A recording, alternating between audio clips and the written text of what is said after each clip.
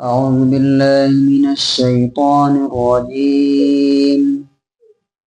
بسم الله الرحمن الرحيم. قل أرأيتم إن أخذ الله سمعكم وأبصاركم وختم على قلوبكم من إله غير الله يأتيكم به انظر كيف نصرف الآيات ثم هم يصدفون. قل أرأيتكم إن أتاكم عذاب الله بغتة أو جهرة هل يهلك إلا القوم الظالمون. سورہ نام سورہ نمبر 6 آیت نمبر 46 اور 47. قل ارائیتم، قل آپ کہیے، آپ ان سے سوال کیجیے، پوچھئے، ارائیتم کیا تم نے کبھی سوچا، غور کیا، دیکھا، ان اخذ اللہ، اگر اللہ تعالی لے لے، اخذ لے لے،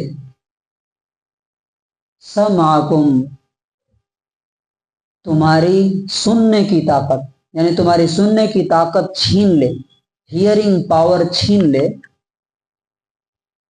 وَأَبْصَارَكُمْ اور تمہاری آنکھوں کی روشنی لے لے، اندھا کر دے، یعنی سمپل لینگویج میں کیا کرے، بہرا کر دے اور اندھا کر دے، وَخَتَمَ اور مہر لگا دے، سیل ڈال دے، عَلَىٰ قُلُوبِكُمْ تمہارے دلوں پر، تو من الہ کون خدا ہے، کون اللہ ہے، کون گاڈ ہے، غیر اللہ اللہ کو چھوڑ کر کے، یاتیکم بہ جو تمہیں دوبارہ یہ ساری چیزیں لوٹا دے، یعنی اندھا کر دے، بہرا کر دے اور دل بند کر دے، تمہاری دل سمجھنے کی طاقت چھین لے، غور کرنے کی، تو دوسرا کون اور خدا ہے جو یہ ساری طاقتیں پھر سے تمہیں واپس دے سکتا ہے. انظر دیکھو، کیف کیسے، نصرف ہم پھیر پھیر کر کے، پھیرتے ہیں، پلٹتے ہیں، بدلتے ہیں، کیا، الآیات آیتیں اور نشانیاں. آپ دیکھیے ایک ہی بات کتنی طریقے سے سمجھائی جاتی ہے. اس سے پہلے ہزاروں طریقے، قیامت میں کیا ہوگا، لوگ کہیں گے ہائے افسوس ہم نے بڑی کوتاہی کی دنیا کی زندگی میں، اور وہ اپنے گناہوں کے بوجھ اپنے پیٹھ پر اٹھائے ہوئے ہوں گے. ایک طریقہ یہ سمجھانے کا کہ اس طرح سمجھ جائے. پیچھے آیا کہ اگر قیامت تمہارے اوپر آ جائے تو تم کس کو پکارو گے اس وقت. اب یہاں پہ اللہ تعالیٰ کیا بول رہا ہے کہ اگر دنیا میں ہی اللہ تعالیٰ تم کو سزا دے، کیسی سزا، کہ تم جن چیزوں کی وجہ سے یہ ساری ہماری دی ہوئی طاقت ہے، یہ انسان کس چیز سے بنتا ہے، ایک اسپرم، کون اس کو آرڈر دیتا ہے، sperm,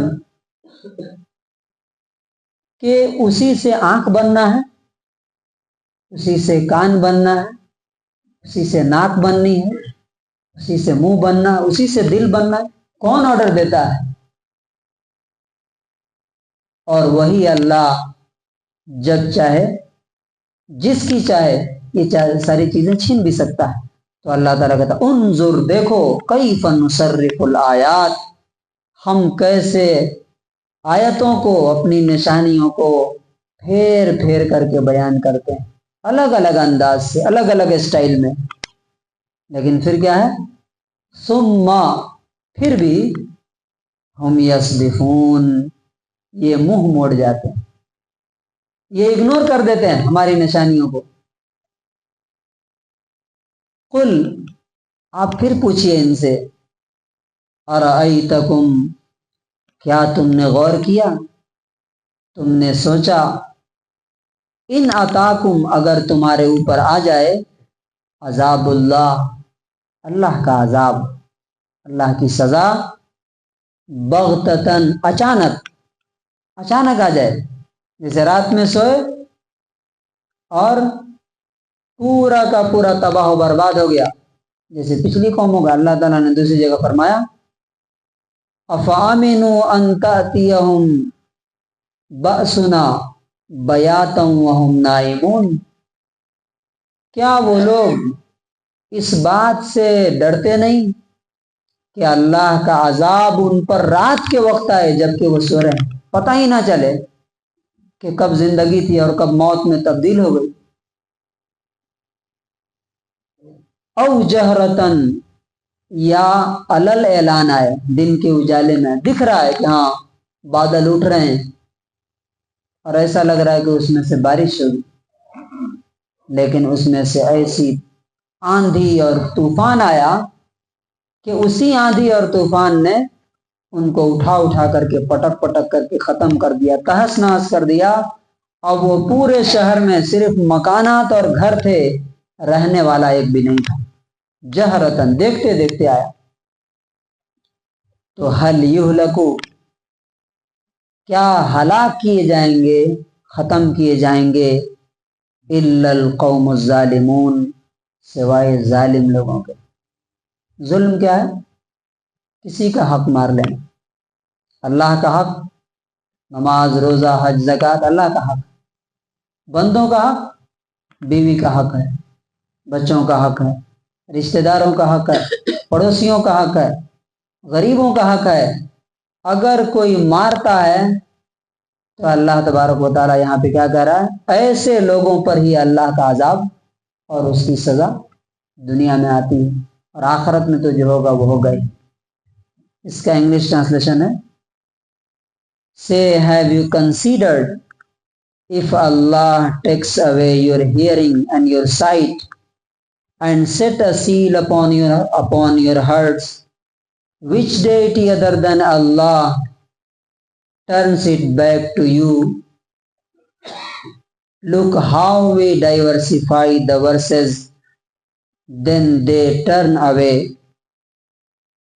Say, have you considered if the punishment of Allah should come to you unexpectedly or manifestly, will any be destroyed except wrong-doing people?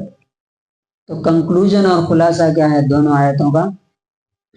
کہ اللہ تعالیٰ کی دی ہوئی ہر چیز، ہمارے جسم کی طاقتیں، ہماری آنکھ، ہمارے کان، ہمارے دل، جب چاہے اللہ تبارک و تعالیٰ ان کو چھین سکتا ہے، لے سکتا ہے، اور جب اللہ تعالیٰ چھین لے تو کوئی دوبارہ دے نہیں سکتا۔ اور دوسری بات کیا ہے کہ اس دنیا میں بھی ممکن ہے کہ اللہ کا عذاب اچانک آ جائے۔ اچھا، اس میں آخری بات کیا ہے؟ بہت سے لوگوں پر آلریڈی اللہ کا عذاب آتا ہے، الگ الگ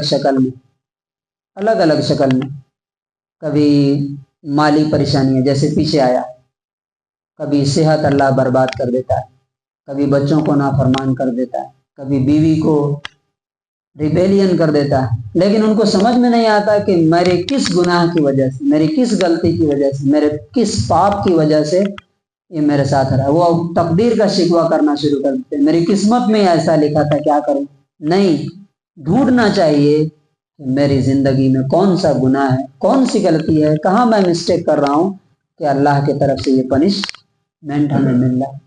تو اللہ تعالیٰ سے دعا ہے کہ اللہ تبارک و تعالیٰ ہمیں اس کی فرما برداری اور اس کی بات ماننے کی توفیق